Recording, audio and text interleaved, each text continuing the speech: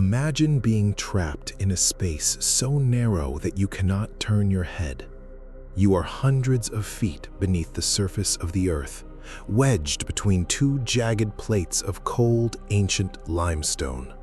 The air is thick, metallic, and running out. Your flashlight flickers and dies. Total, absolute pitch black darkness. You take a breath, but your chest hits the solid rock above you. Your heart rate violently spikes. This is claustrophobia in its purest, most lethal form. But then, in the absolute silence of the subterranean world, you hear a sound. Scratch, scratch, scratch. Something is dragging its body through the narrow crevice right in front of your face. It has no light. It doesn't need any, because it was born down here. And it just realized you are stuck. Welcome back to Prince of Darkness. Tonight, we are opening the subterranean files. We are not talking about simple cave exploration accidents. Tonight, we investigate the terrifying, classified encounters that forced authorities to permanently seal the Earth's deepest anomalies. We're looking at documented reports of cave divers who found things that don't belong to our world. Discoveries so disturbing that governments poured millions of tons of concrete into the deep crust just to keep them buried. Check your oxygen levels, turn your volume up, and let's descend into the dark. To understand the reality of what lurks beneath us, we must travel to the rugged, heavily forested mountains of the Appalachian chain. Beneath these ancient peaks lies a sprawling, uncharted network of limestone caverns. Most are open to the public, some are restricted. But one specific system, known in classified geological survey logs only as Sector 41, was subjected to an emergency protocol that has never been explained to the public. In October of 2014, a highly experienced four-man team of extreme subterranean cartographers was hired to map a newly discovered, deeply vertical shaft. This wasn't a tourist cave. This was a brutal, vertical drop that required advanced rope work and hours of navigating passages less than 20 inches wide. The team was led by Marcus, a veteran speleologist with 20 years of experience under the earth. By the second day of the expedition, the team had descended to an unprecedented depth of nearly 3,200 feet below the surface. According to the recovered digital audio logs, the ambient temperature, which usually stays cold in deep caves, began to rise. The air carried a foul, sulfurous stench that irritated their eyes. But it was the structural anomaly that made them stop. As Marcus pushed his body through a suffocatingly tight horizontal squeeze, the natural, jagged limestone shale suddenly gave way to something else. The walls became smooth, impossibly smooth. Marcus shone his high-intensity tactical light forward. The beam revealed a massive, perfectly geometric tunnel. The walls, floor, and ceiling formed a flawless, dark gray hexagonal corridor that stretched deeper into the crust at a precise 45-degree angle. Nature does not create perfect hexagons in deep mountain strata. This was artificial. "Eli, get the camera up here." Marcus's voice can be heard on the audio log, his breathing heavy and echoing. "This isn't a cave formation. It looks like machined rock.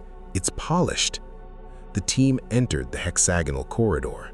As they walked deeper, the silence of the cave was replaced by a low, rhythmic vibration. It wasn't a sound you could hear with your ears. It was a frequency that vibrated the fillings in their teeth and triggered an overwhelming primal sense of dread. Then, the comms technician, a man named David, who was monitoring the surface radio link, noticed the equipment failing. "Marcus, we're losing telemetry," David warned. "The digital sensors are glitching. The battery levels are dropping from 90% to 0 in seconds. We need to turn back." But Marcus was staring at the floor of the corridor. Nail marks, thousands of them, deep, frantic scratches gouged directly into the polished, solid stone floor. They weren't made by tools, they were clawed out by hands, human or otherwise, desperately trying to pull themselves back up the slope, away from the depths. Suddenly, the audio log records a terrifying shift. From the absolute darkness further down the hexagonal tunnel, a sound began to echo upward. It was a high-pitched, metallic screeching, like heavy iron being dragged across concrete. It was moving up the shaft toward them at an impossible speed. "Move! Move! Back to the squeeze!" Marcus screamed. The calm professionalism of the team instantly collapsed into raw, chaotic survival panic. The audio recording is a nightmare of heavy panting, boots scrambling against stone, and the desperate clinking of climbing gear. As they scrambled back into the narrow limestone crevice, David looked back into the hexagonal tunnel. His helmet-mounted camera captured a fraction of a second of footage that was later confiscated by federal authorities.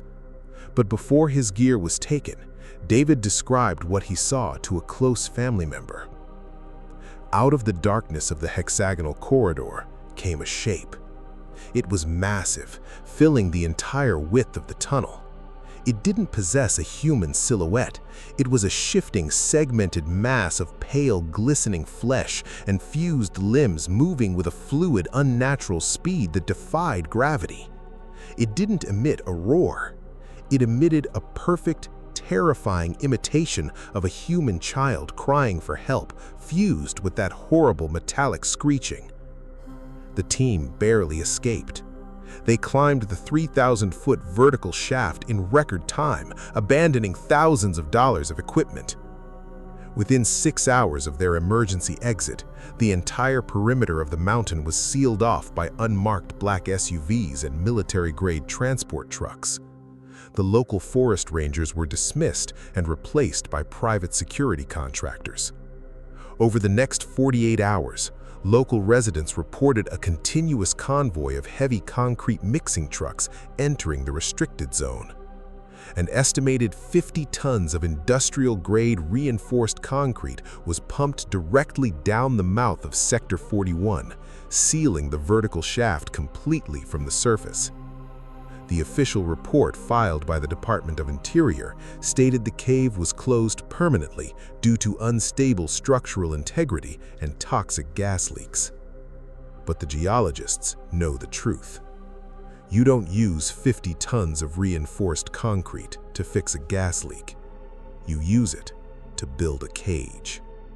If there is anything more terrifying than being trapped in a dry cave, it is being trapped in a submerged one. Welcome to the world of cave diving, an extreme sport where a single mistake doesn't just mean injury, it means a slow, suffocating death in a flooded tomb. Underneath the sun-drenched tourist beaches of Florida lies one of the most complex, uncharted underwater cave systems in the world. Thousands of miles of pitch-black, water-filled tunnels cut through the porous limestone peninsula. In May of 2021, an elite technical diver named Jacob went down into a remote, restricted sinkhole known locally as the Devil's Eye Network. Jacob was a master diver. He had logged over 1,000 hours in submerged caverns. His equipment was state-of-the-art, a closed-circuit rebreather that emitted 0 bubbles, dual high-intensity underwater dive lights, and a specialized digital audio-video recorder mounted directly to his carbon fiber helmet. His goal was to explore a narrow, unexplored thermal siphon roughly 180 feet below the surface. To navigate these underwater mazes, divers use a vital lifeline, a spool of high-tensile nylon cave line that they tie off at the entrance and run behind them as they swim deeper.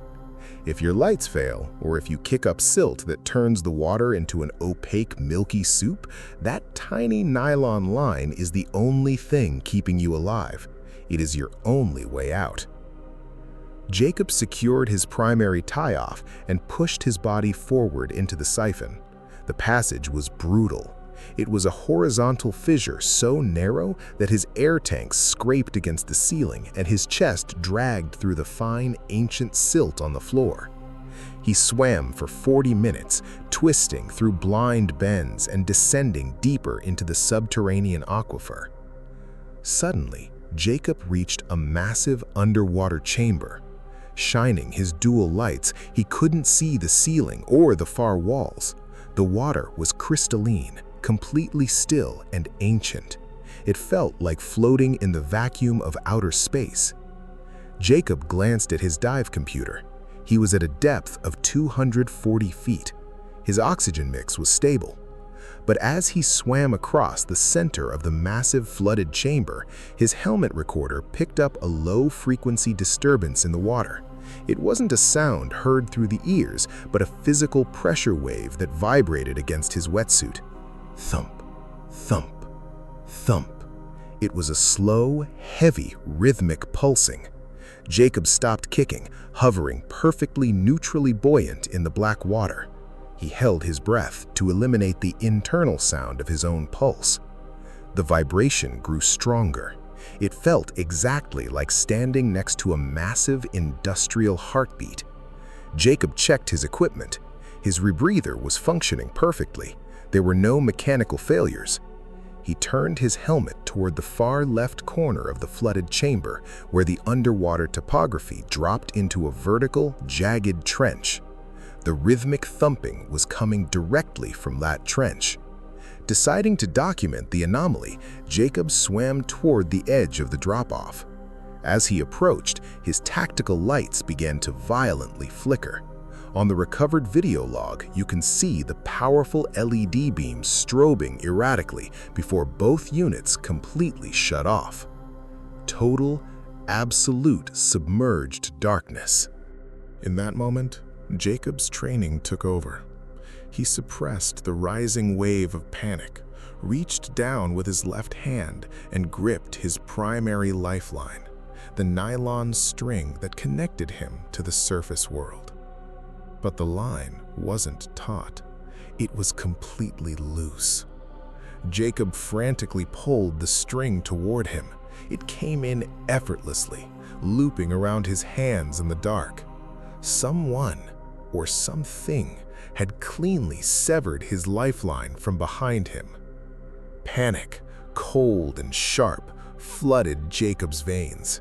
He was 240 feet underground, trapped in millions of gallons of pitch-black water, with no lights and a destroyed navigation line. He reached for his backup emergency light attached to his harness. He clicked it on. Its weaker yellow beam cut through the water, illuminating only a 3-foot radius around him. He looked down at his severed cave line. The cut wasn't jagged, like it had scraped against sharp limestone. The thick nylon fibers were cleanly sliced, as if parted by a razor-sharp edge. And then, the heavy thumping in the water suddenly stopped. The absolute silence that followed was a sound that should be physically impossible underwater. Through the hydrophone of his helmet recorder, a distinct, wet, echoing sound filled Jacob's ears. It was the sound of a heavy, raspy, human-like exhalation. Something was breathing, not through a scuba regulator, but directly into the water, just inches from Jacob's neck. Jacob swung his emergency light around in a frantic, wide arc. The dim yellow beam caught the edge of the vertical trench. Rising out of the dark void was a pale, hairless, elongated torso. Its skin was translucent, showing thin black veins pumping a dark fluid beneath the surface. It had no eyes, just smooth, blank flesh where the sockets should be. But its mouth was wide open, lined with rows of small, needle-like teeth. The creature moved through the water with an impossible, eerie grace, completely unbothered by the crushing hydrostatic pressure of the deep aquifer. Jacob didn't think. He didn't check his ascent rate.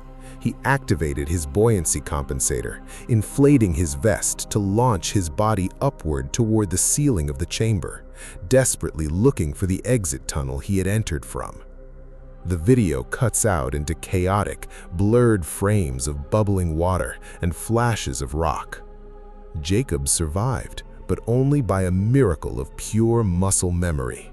He found the exit fissure by feeling the rock walls in the dark, dragging his body through the narrow gap so violently that he tore his wetsuit and shredded his hands. He bypassed all mandatory decompression stops, rocketing straight to the sinkhole. When his dive partners pulled him out of the water, Jacob was bleeding from his nose and ears due to severe decompression sickness, the bends. He spent 3 weeks in a hyperbaric oxygen chamber. But it wasn't the physical trauma that changed Jacob. It was what the medical team found when they stripped off his diving equipment. Claw marks.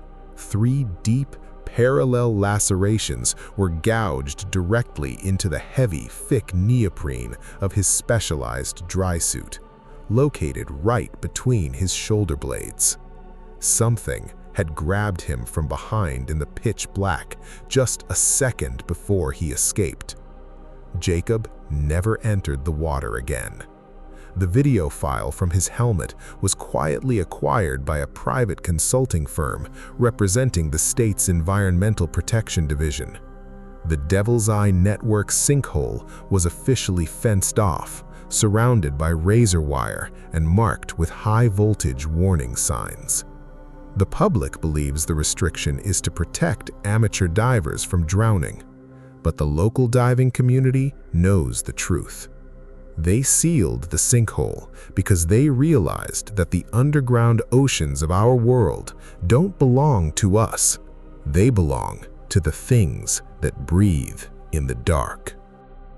While modern tactical teams and high-tech cave divers face these anomalies in the wilderness, archaeologists and anthropologists have uncovered a far more calculated, ancient side to this nightmare.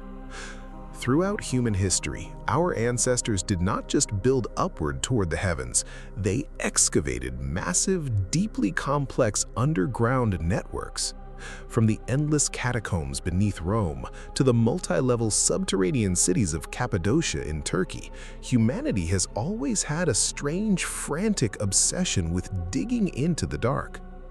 For decades, mainstream historical institutions have told us these underground cities were built as hiding places from invading armies or religious persecution. But a classified anthropological survey conducted in the high deserts of Chihuahua, Mexico in the summer of 1998 suggests a much darker truth. Our ancestors weren't digging these labyrinths to hide themselves. They were building containment grids to keep something else from rising to the surface. The expedition was funded by a private historical foundation and led by Dr. Elizabeth Vance, an expert in pre-Columbian subterranean structures. Her team discovered an undocumented vertical entrance hidden within a remote canyon system. Descending over 400 feet using specialized winches, they found themselves not in a natural cave, but in a vast artificial labyrinth constructed entirely out of tightly fitted, polished black volcanic basalt. The architecture was staggering. The corridors extended for miles in a flawless grid system deep beneath the desert floor. But as Dr. Vance's team mapped the structure, they noticed a bizarre architectural detail that defied all archaeological logic. Every single door, archway, and reinforced structural pillar within the labyrinth was designed with heavy stone locking mechanisms, but the locks were placed exclusively on the outside of the chambers, pointing toward the exit. The entire city was designed to prevent whatever was inside the deep central chambers from moving outward toward the surface. "We are looking at an ancient maximum security prison," Dr. Vance noted in her audio diary on July 14th. "The sheer volume of stone used to reinforce these interior gates is unprecedented. The builders were terrified of a breach." By the 5th day of the excavation, the team reached the absolute lowest level of the Basalt Labyrinth, a massive vaulted amphitheater nearly 600 feet below the surface. In the center of this room sat a monolithic, solid stone sarcophagus or vault bound by heavy, corroded bronze chains that were anchored directly into the bedrock. The air in the chamber was intensely cold, and the team's digital audio equipment began to capture a strange rhythmic distortion, a low rhythmic scraping sound, like giant fingernails dragging against the inside of the solid stone vault. Against all safety protocols, the Foundation's corporate representatives ordered the team to breach the seal of the central vault to extract whatever artifacts lay inside. Using hydraulic jacks, the engineering team slowly cracked the heavy basalt lid of the monolithic structure. The moment the seal was broken, the recovered audio logs recorded a sudden violent drop in frequency. The portable lights illuminating the chamber instantly went dim, shifting from white to a dull, sickly orange hue. A wave of intense, suffocating pressure filled the room, causing several team members to instantly collapse from sudden acute vertigo. From inside the monolith, no gold or ancient mummies emerged. Instead, a sound began to echo through the vaulted chamber. It was a low, guttural, vibrating hum that perfectly replicated the exact tone and frequency of Dr. Vance's own voice, but it was mixed with a wet clicking sound that didn't belong to human vocal cords. "Elizabeth," the voice whispered from the dark of the vault, calling out the lead archaeologist's name in her exact tone and cadence. "You finally opened the door." The horror that followed was completely scrubbed from the public record. According to the heavily redacted incident reports leaked years later, a sudden violent kinetic wave swept through the chamber. The heavy winches and steel cables connecting the team to the surface were snapped with a single massive pull from below. Out of the 7-member research team, only 2 people ever made it back to the surface. Dr. Vance was never found. The survivors described a chaotic, pitch-black nightmare where something invisible, moving with absolute silence through the basalt grid, was systematically mimicking the screams of their dying colleagues to lure the survivors deeper into the dark corridors. Within 48 hours of the incident, the Mexican military, accompanied by international corporate contractors, arrived at the canyon.